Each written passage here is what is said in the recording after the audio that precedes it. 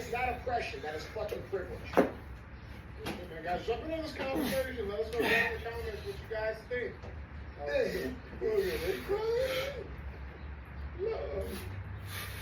She doesn't even believe it's a hate crime. By the way she said it. If it was a hate crime, they didn't charge her. Bro, it would be horrible. Like, imagine a real hate crime. Like a real one. Okay? Imagine like some real KKK guys. Like 2021 with 76 blizzies and buns. And last year, keeping the crown after chomping down on 62 Raiders. The quote literally says, keeping the crown after chomping down on 62 wieners and buns. Alright, well guys, Andy, all that. Alright, don't be a hoe. Let's go.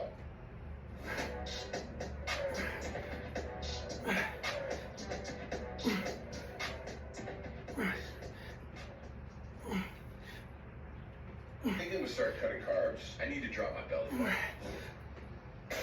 If you want to drop this, start eating more of these. Mechanisms involved in the kidney, aldosterone, etc. But neurons can't fire, and you need your neurons to fire to contract the muscles, and you need your neurons to fire to be able to think. So, gotta have enough electrolytes in there. Sodium being the chief among them. And that's just a kind of a put down the shelf for now. Yeah. As you mentioned, you also need hydration, and you need fuel, glycogen, body fat stores. Really, it's not a one-off. This brain area seems to be less engaged, maybe even atrophies a little bit, shrinks a little bit. So, I've been talking a lot about this brain area recently because it's super exciting. A number of different studies converge on a common theme, which is that it's involved in enduring and pushing through. So when Courtney's out running, I don't know what's going on. We reach those milestones, dopamine is deployed, and that changes our physiology and allows us to go further. So for instance, let's say Courtney's running and she got a leg cramp and it's painful, and she's wondering if she's hydrated enough. She's starting to flag. I mean, I have to imagine, I'm not her obviously, but I have to imagine at some point she thinks like, fibers that a lot of sense can be made of that. Mm-hmm. But ultimately the mental piece is the one that can change the, how much effort is put in is largely dictated by how much we perceive that effort and how much we perceive, okay, the effort I just went through the last 100 miles, well, I'm here now.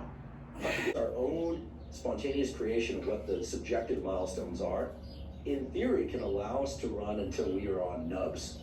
In theory, right?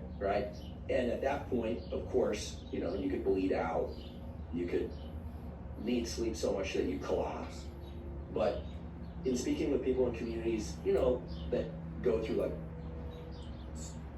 military screening where they have to stay up many, many days, a lot of those guys will tell you, to an ancient practice called yoga nidra, where you lie down, you deliberately stay awake, but you relax your body and you try and get your brain out of thinking and doing and more into just pure sensation. Sometimes people fall asleep.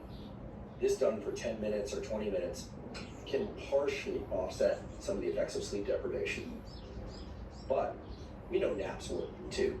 Now what we're talking about is very, very short naps. What happens when you're sleep deprived and you take one of those mental micro naps, or let's just call it micro nap, is no doubt the brain goes into a state of all that plan. What's planning? The prefrontal cortex.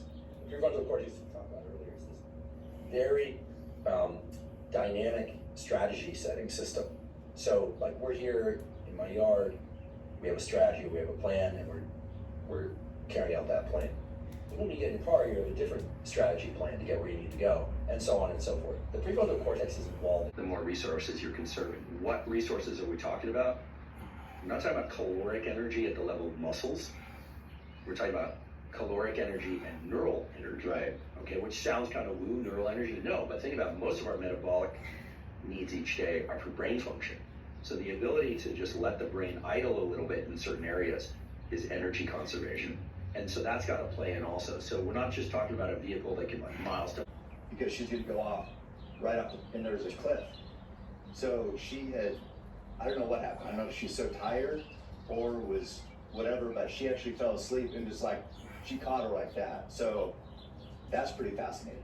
Oh yeah, I mean, I've never been out to SEAL team training but friends that have been through it successfully told me that, you know, there's multiple points where people dial in and pay attention and, you know, really extract information, use that information quickly. You know, metabolic needs in the brain go way up, understandably. But now on a long run, you know, there are going to be times, I'm guessing, if we were to, unfortunately can't do this experiment because the person's moving, but if you were to measure brain activity in different areas, I'm guessing that certain areas are going to be very active during the strategy and planning.